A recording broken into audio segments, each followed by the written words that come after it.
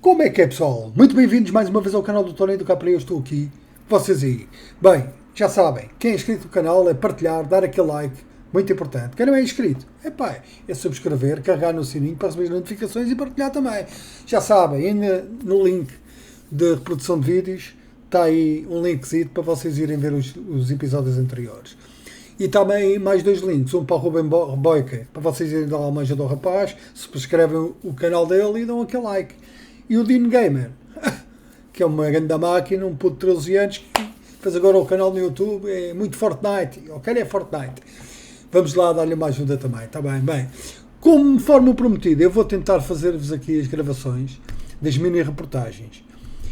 Eu vou fazê-las, se o YouTube não aceitarem, por causa dos direitos de autor, desculpem, mas é porque não deu, está bem? Se der, tudo bem, se aceitarem, nada a opor-me, ok?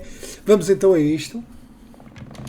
Que é que eu vou tentar fazer? A união faz o baleal. E o baleal faz a união. Bem, deixa-me lá apagar a música. Por causa das coisas. Vamos lá começar ali. E se vai para aí, essa música caladinha. Nós não queremos conversas. Agora vamos aqui. A revelação é isto. Isto, exatamente. Temos todas. Portanto, vamos começar por aqui. Pelo princípio, né? My family used to go to the beach every summer. For me, that was my favorite thing to do all year long. Hearing the seagulls, the sound of the ocean pounding on the beach. For me, that was just grounding and relaxing and fascinating all at the same time. The physicality of the ocean is one of the things that, as a kid, attracted me the most. That thrill of just having that ocean energy push me along. You could just ride all day. There was no lift tickets, there was no fees to get into the ocean.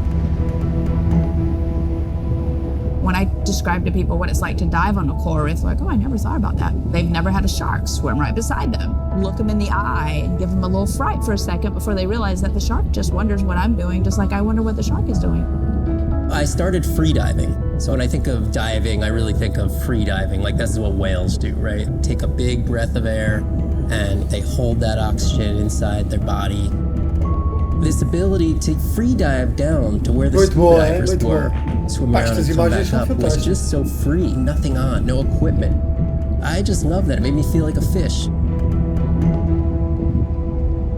When I did my first se vocês virem estas imagens, conseguirem ver este episódiozinho que eu estou aqui a gravar, é porque pronto, isto passou pelo YouTube, quando apostei, passou.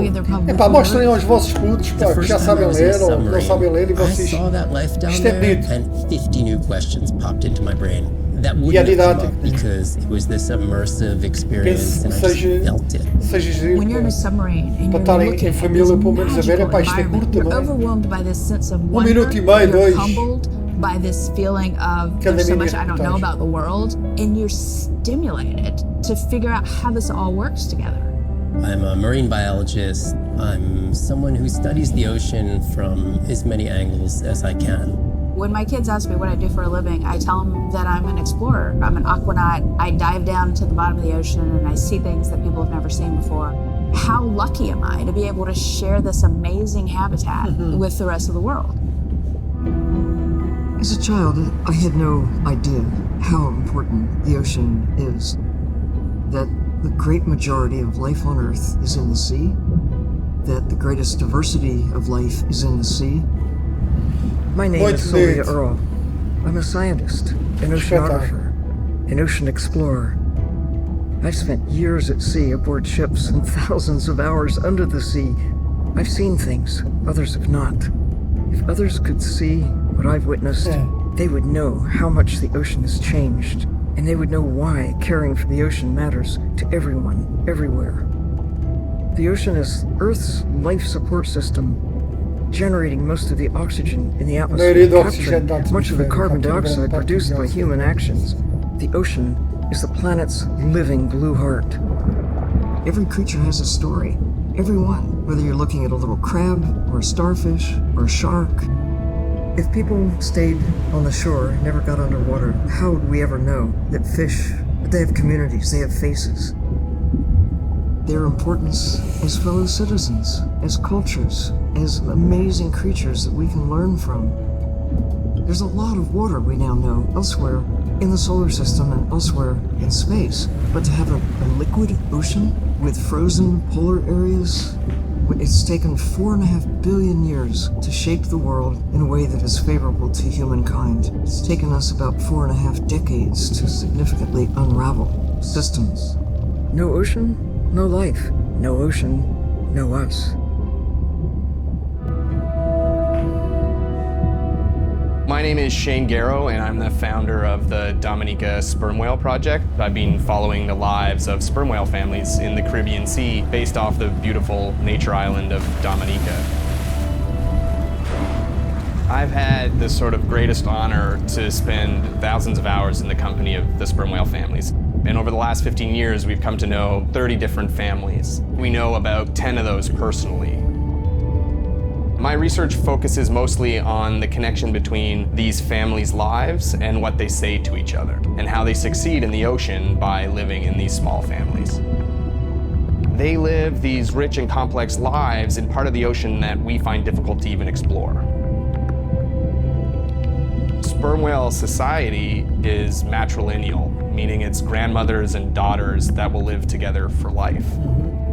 The young males live in the family until they're about teenagers, and then they go on this sort of open ocean wander for about 15 to 20 years before they are breeding age. But females will stay together for life. They communally raise and defend their babies, and they live in this sort of community of neighboring families just like we do. Behavior is what you do, but culture is how you've learned to do it. In the same way that we're all humans, but some of us eat with chopsticks and some of us eat with a fork. We're all still eating, but how we've learned to eat is importantly different. The secret for how these animals are surviving are these traditional behaviors, and that's why every calf counts. Every female calf is critically important, and each one of those that we lose so much potential. I think one thing that my research has shown is that our lives are really similar. The values that we have in our families, love your mom, be a good neighbor, learn from your grandmother's experience. And ultimately, life is about the quality of the relationships that you build with those around you, whether you're a whale or not. The secrets that my grandmother learned are helping me to survive now. Ensuring that these grandmothers survive to be grandmothers to share their stories, and ensuring that these babies live long enough to learn them is what's going to enable these animals to be around for a long time.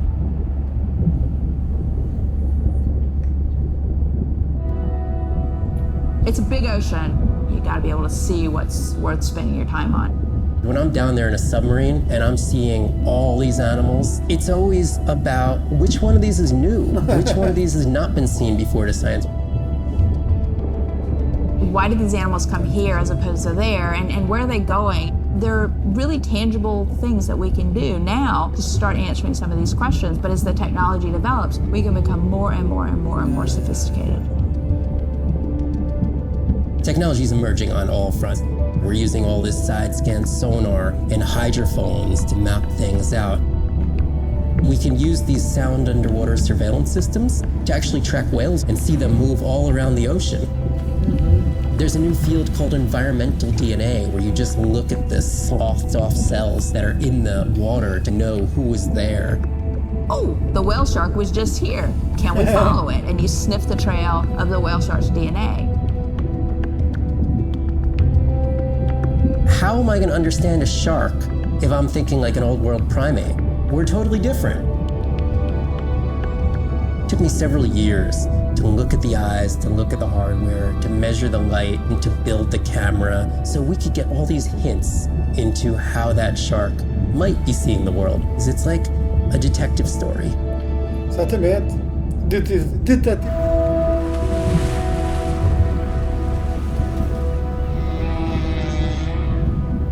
Das baleias. Muito what bom. we know as humans about whales comes from just a few scientists so far, like Roger and Katie Payne. They had background in music, and by kind of mapping out the songs, noticing that if they would look at this almost like a song sheet, every 15 minutes or so, there would be a repeat.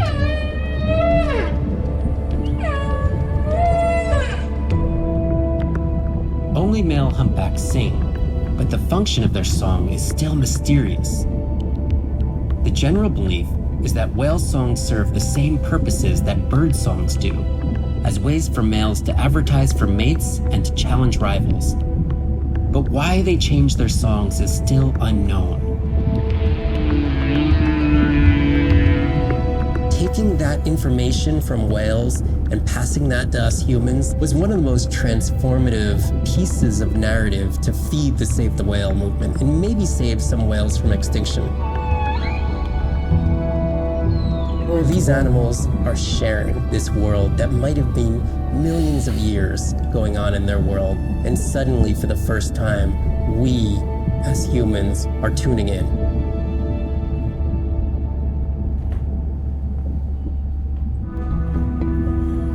If people stayed on the shore, never got underwater, how would we ever know that fish like one another?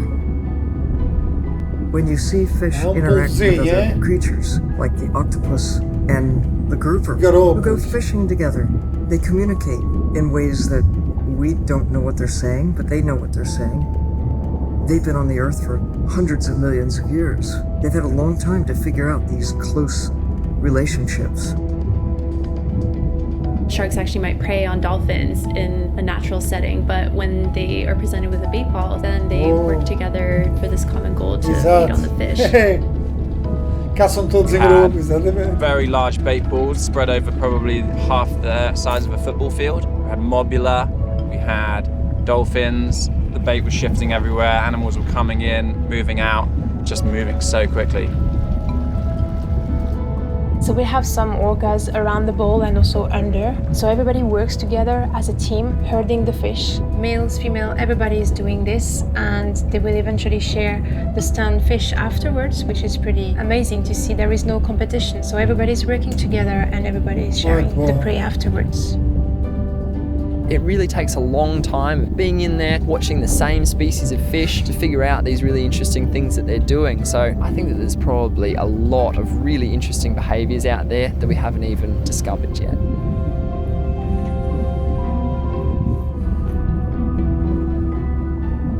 Jellyfish have mechanisms of self-repair. They're constantly getting bitten by turtles and chunks getting taken away. 50% of the jellyfish population are wounded.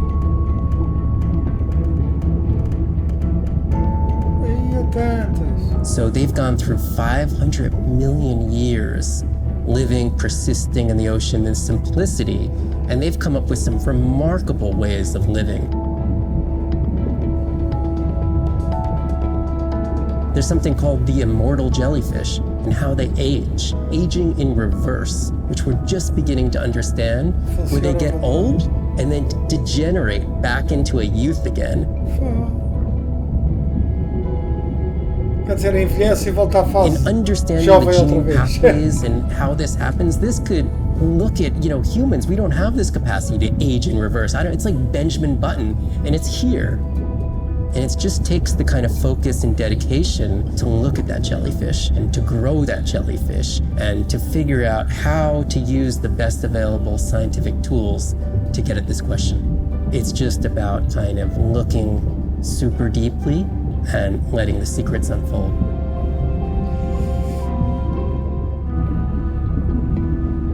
The energy from our star flies through the universe, through our atmosphere, and hits us at the ground.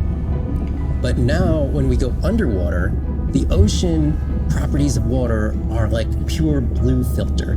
So it's gonna filter out all these other wavelengths except blue. As you go down further, it's estiverem a ver estas imagens é porque consegui postar no YouTube. And at that level, there's still Se eu conseguir postar, mostrem aos vossos filhos, vejam vocês mesmos. Ouçam os fones, ponham os fones, e relaxem a sala está. Se tiverem o som round bacana, põem isso no som round e relaxem. it turns out that there's a ton of color vision down in the deep. So it's like they're making enough light down there to be able to be satisfying all the eyes of the deep sea creatures. So it's not Pá, this se puderem totally comprar o dark jogo de world down there. It's realidade still para as light. It's crianças, é just the verdade. animals who are making the light rather than the sun. Não precisam matar We've animais, não designed precisam all nada, this portanto é um jogo technology didático. to kind of satisfy our visual hardware. As I started Entretanto, looking at other aparece o animals, they nome have totally different baleia hardware. jubarte, mas depois por And I've baixo been aparece looking o at nome everything through científico. these silly little primate eyes. Tem sempre o We have nome to científico do overcome our peixe. humanness É to bonito, jump o jogo. behind the world of a shark or another creature and see the world from their perspective. We found a biofluorescent shark, and it only sees right at the blue-green interface. So it's really just tuned to a very similar spectrum to the environment it lives in. This fluorescence was creating greater contrast for the shark. It's like this endless well of information. We're at the very tip of the iceberg. These animals travel thousands of kilometers, navigating open oceans that have no physical landmark. They have that innate ability to find their way.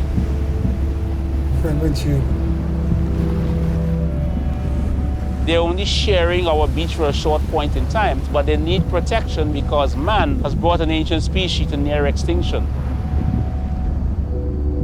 I got involved at a time when hostilities were very real. People came with guns and machetes to poach a turtle. We would protect these animals at all costs. Because on the high tides, when the tide comes up, this area here will be flooded, right? So when the sea turtle lays her egg, the nest requires a constant temperature. And if we recognize that this nest is in a real bad spot, we choose a spot further inland on the beach that's stable, and then we would evaluate if the eggs were able to hatch because of us moving them. And in both cases, we're always right. So as the villagers began to benefit from the tourism that turtle conservation was creating, they saw that the turtle was worth more to them alive than dead. The children really love sea turtles. We educate them, but we involve them. And by so doing, we get them to a level of interest where they want to become actively involved. When we first started this conservation work, we would encounter at the height of the nesting season 30, 40 turtles. Now we encounter over 500. That's significant. Some people argue, well, that's nature. Leave them. Why protect them? Remember, humans have to intervene sometimes to help nature keep existing. Aí está. Muito bom. Sound to whales is everything. It's their hands. These are animals with the biggest brain on Earth and the most powerful sonic apparatus. They spend a lot of their time deep down. They're diving for an hour at a time in darkness. Just like a submarine is echolocating, they ping a signal out and then they wait for that signal to bounce off something and come back as the signal. And from that information, they could get an idea of what's there. They constantly click, and that click sometimes can be really loud, and you can feel it in your body. It's like going to a DJ and feeling that bass. Once I had an experience with a sperm whale, it clicked, my ears almost like bounced back. It's really an amazing feeling, you know. You don't develop a huge, complicated brain if you're not using it. Whales have little channels of communicating where they could talk to each other hundreds of kilometers away using sound. Sperm whales make clicks in sort of rhythmic patterns that we call codas. Any family might have 20 to 25 different coda patterns that they use when they're having conversations with each other. And some of them are unique to different places in the world. In the Eastern Caribbean, they make a lot of what we call a 1 + 1 + 3. That sounds kind of like this. And that's only ever been recorded in the Caribbean. And it's been identical for the last 35 years. These are really different ways of life that are being labeled by these coda patterns. In the same way that human language is kind of a shorthand for where you come from. You can make a lot of missteps when traveling simply by speaking incorrectly or introducing yourself differently. Do you hug? Do you shake hands? Do you bow?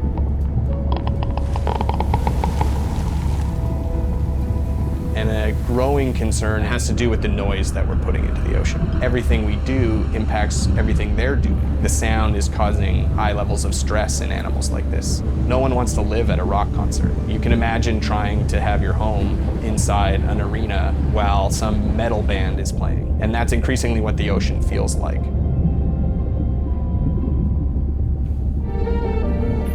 Brine pools are amazing habitat. It's a lake on the bottom of the ocean. And it's this surreal seascape. Chemically, each one of them is unique. These brines undoubtedly contain bacteria, archaea, and viruses that are unknown to science. We know that they're incredibly rich in undescribed life forms. They have the perfect cocktail, the perfect recipe for life.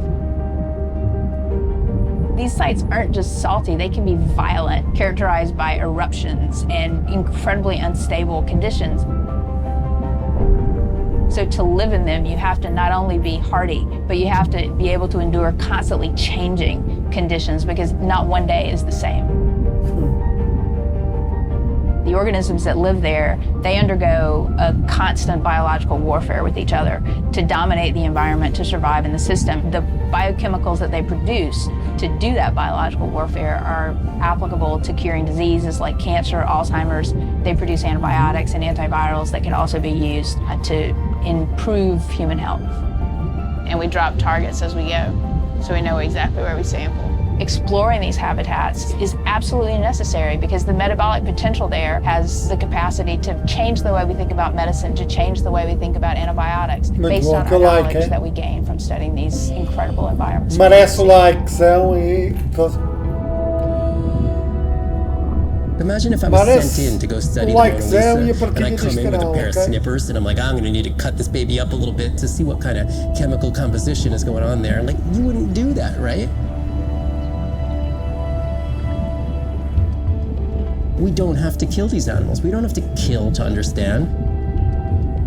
If we could do a single cell, that means we don't need to kill 20,000 animals to be able to really understand that one. We could do our work much more non-invasively. So we are working this year on a new project to deploy tags on orcas. We need to learn more about the diet and how they use the habitat. So by deploying those tags, we get the information we need. It is the least invasive method. It is suction cups. So it is not a scratch on the whale afterwards, which is something we really like. In the deep sea, we use these like robotic claws from the oil and gas industry that gets you the sample, but this is so archaic. So we've been designing something called squishy robot fingers, which are ways to be gentle when we study the deep sea. But I think we could even take this another level. There's some organism, we quickly encase it. It's like a medical checkup. We give it a swab to get its genome. We image it from all directions. We open it up, the animal goes away, and we have more information than we've ever had before. These animals are Mona Lisas. Our perception of them should change. We should be more delicate. Muito bonito. Muito bonito, eh?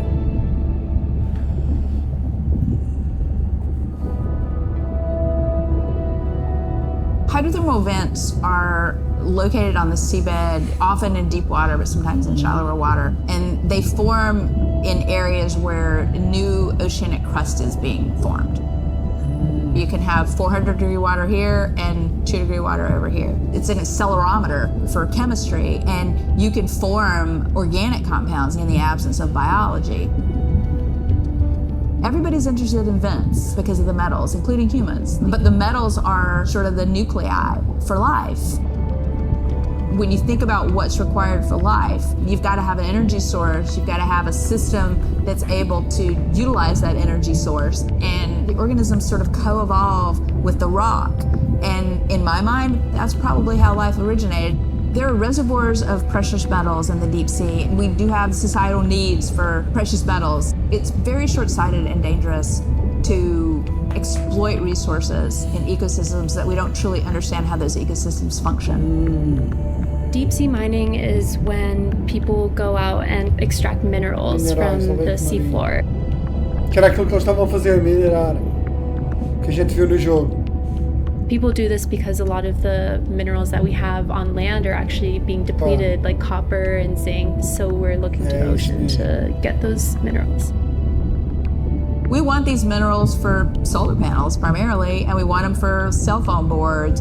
It's necessary to advance society and get us off fossil fuels.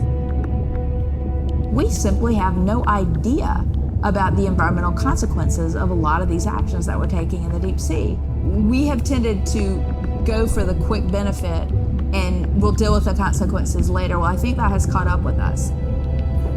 We don't know enough right now to effectively, selectively mine the deep sea without catastrophic consequences. The science has always lagged behind the industrialization. I would like for once to see the science ahead of the industrialization and have the science define the limits of the industrialization.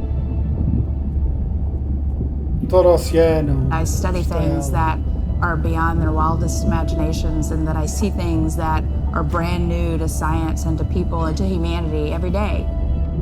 I'm at home in these kinds of environments. It's funny, I'm more comfortable here than I probably am on the outside.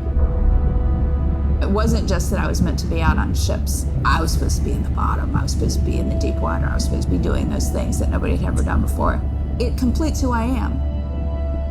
Being a deep sea scientist, it does require sacrifice. I mean, we're away from our families for weeks on end, sometimes months on end. It's a constant struggle because you miss parts of your kid's life. My oldest daughter was about to turn 3 when the oil spill happened in 2010. I was at sea a lot. So between 27 months and 36 months, I was gone probably more than I was there. When I came home after a 5-week stint in the Gulf, she came running up to me in the airport. She had transitioned from a toddler to a little girl, and the little girl was gone, and there was this other person there. And you don't ever get that back. It was a decision. I was just like, okay, I'm gonna miss transformations, I'm gonna miss really important things. Is it worth it? I had talked to her class about the ocean, and one of her friends said something to her, and she responded, you know, my mommy, she's the ocean doctor. The ocean is sick, and she's trying to make it better. She couldn't even say important. She's like, it's really important. But she understands that it's an important job. Every time before I leave, I say, my most important job on this planet is being your mother. But this is part of me too.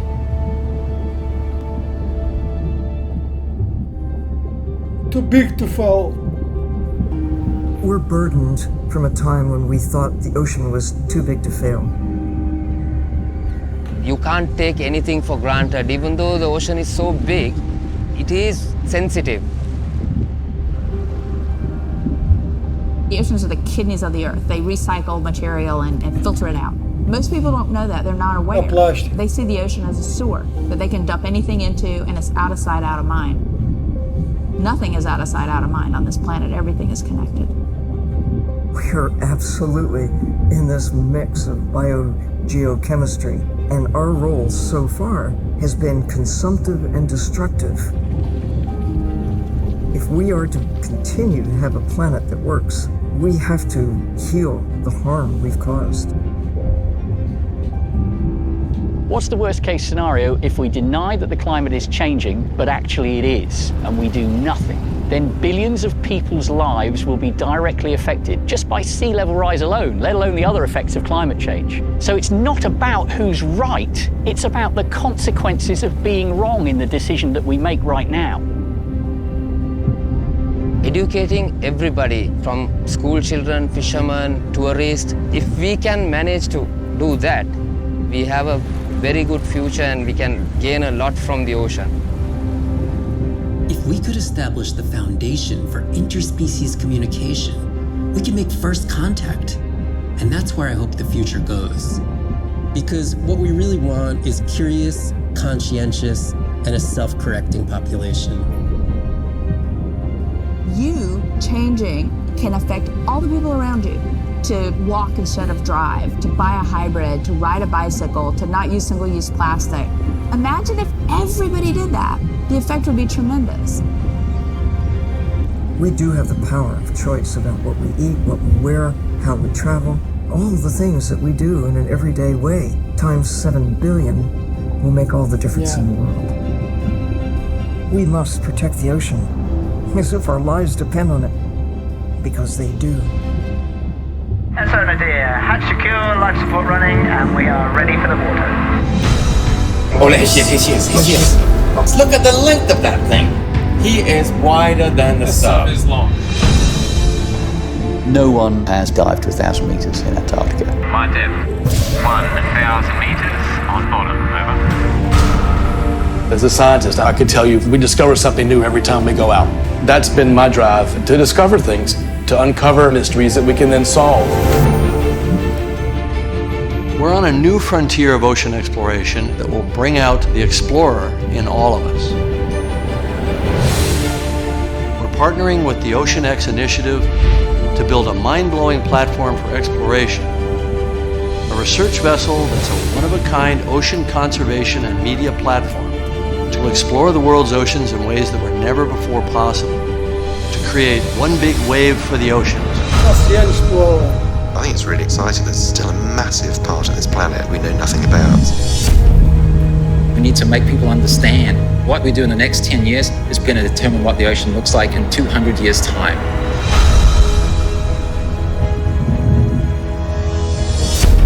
Audiences glued to Blue Planet 2 have been starkly reminded of the problems of plastics pollution.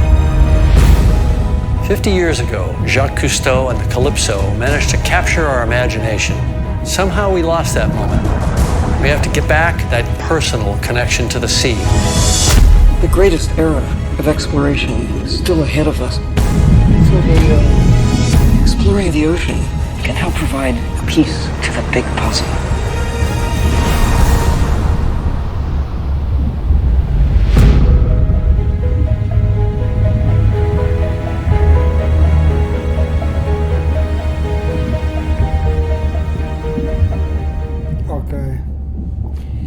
Bem pessoal, espero que tenham gostado e mostrem isto, estejam a ver isto sossegadinhos aí em casa, já sabem. Aquele abraço, fiquem bem, sejam felizes.